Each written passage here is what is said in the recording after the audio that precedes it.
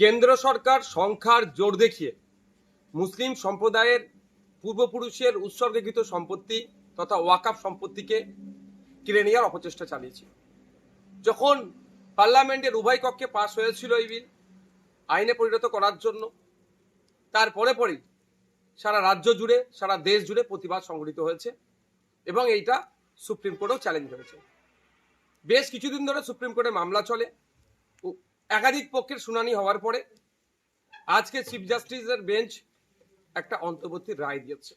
এই রায়ে কিছুটা স্বস্তি মিললেও সম্পূর্ণরূপে এটা সুরাহা এখনো হয়নি।